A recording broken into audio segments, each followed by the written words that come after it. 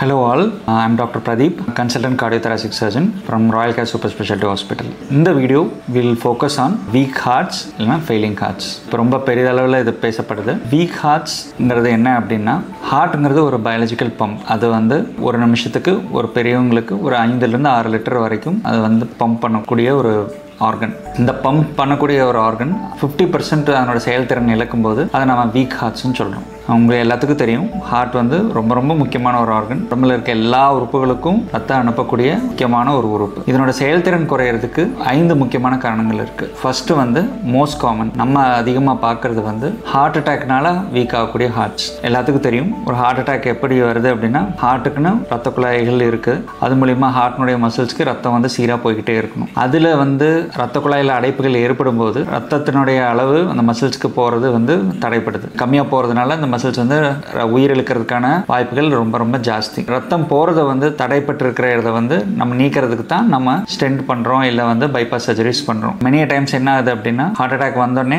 Medicines கொடுக்குறோம். In case ரத்த கட்டிகள் இருந்துச்சுன்னா அதை கரைக்கிறதுக்கான மெடிசின்ஸ் நம்ம கொடுக்குறோம். கரெக்டான டைமில் அதை கொடுத்து அந்த ரத்தத்தை நம்ம வந்து திருப்பி அந்த மசில்ஸ்க்கு நம்ம சீராக போகிற மாதிரி செஞ்சிடணும். அப்படி செய்யாமல் விட்டுட்டோம் அப்படின்னா, ஒரு 3லிருந்து 4 மணி நேரத்துக்கு தாண்டி அதை நம்ம வந்து பண்ணுறோம் அப்படின்னா, சில சமயங்களில் ரத்த ஓட்டம் குறைவாக போனதுனால ஏற்பட்ட டேமேஜஸ் வந்து பர்மனெண்ட் ஆகிடும். இன்னொரு டேர்மில் சொன்னோம்னா, அந்த இருதயத்தினுடைய மசில்ஸ் வந்து இறந்துருது. இந்த இருதயத்தினுடைய மசில்ஸில் பெரிய லெவலில் டேமேஜ் நடக்கும்போது அந்த ஹார்ட்னுடைய செயல்திறன் வந்து ரொம்ப சிக்னிஃபிகண்ட்டாக ட்ராப் ஆகும். அதுக்கப்புறம் வந்து பார்த்தோம்னா, இந்த ஹார்ட்டோடைய பம்பிங் ஃபங்க்ஷன் வந்து ரொம்ப ரொம்ப குறையுது. இந்த பம்பிங் ஃபங்க்ஷன் வந்து 50% கீழே, நீங்கள் மாஸ்டர் செக்கப்ல எல்லாம் பார்த்துருப்பீங்க, EFன்னு சொல்லுவாங்க, எஜெக்ஷன் ஃப்ராக்ஷன். எஜெக்ஷன் ஃப்ராக்ஷன்ஸ் வந்து 35%க்கும் கீழே போகும்போது நம்ம அந்த ஹார்ட்ஸ் வந்து we call it as a weak heart இல்லைன்னா ஃபெயிலிங் ஹார்ட்ஸ்னு சொல்கிறோம். அடுத்த காரணம் என்னன்னு பார்த்தீங்கன்னா, ஹார்ட் மசில்ஸில் ஜெனட்டிக் ஆல்ட்ரேஷன்ஸில் வந்து அதனோட செயல்திறன் பாதிப்படைஞ்சது அப்படின்னா, சில பேர்த்துக்கு குழந்தை பருவத்திலே தெரியும், சில பேர்த்துக்கு அவங்க வளர வளர எப்போ ஃபிசிக்கல் டிமாண்ட் ரொம்ப ஜாஸ்தி ஆகுதோ அந்த பிரச்சனைகள் மேனிஃபெஸ்ட் ஆகுது. இந்த மாதிரி பேஷண்ட்ஸ் பார்த்தோம்னா ஹார்ட் வந்து கொஞ்சம் கொஞ்சமாக வீக்கம் அடையாம ஆரம்பிச்சிடும்.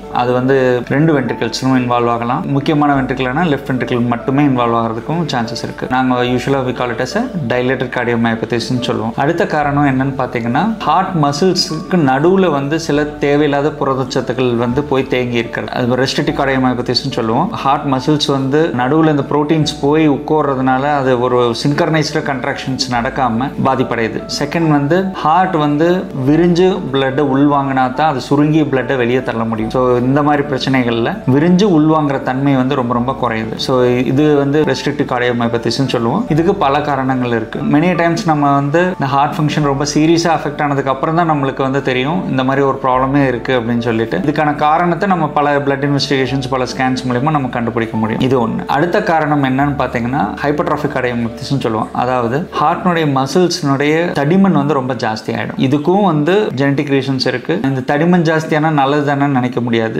இந்த தடிமன் ஜாஸ்தி ஆகிறது வந்து சில சமயம் ரத்தம் வந்து இருதயத்திலிருந்து வெளிவரக்கூடிய பாதையை வந்து அஃபெக்ட் ஆகிற அளவுக்கு இருக்கும். சில சமயங்களில் வந்து நான் சொன்ன மாதிரி ஹார்ட் விரிஞ்சு அந்த ரத்தத்தை உள்வாங்குற தன்மையை வந்து சிவியரா அஃபெக்ட் பண்ற மாதிரி இருக்கும். இந்த மாதிரி சிச்சுவேஷன்ஸ்லயும் பேஷண்ட்ஸ் வந்து they can develop heart failures.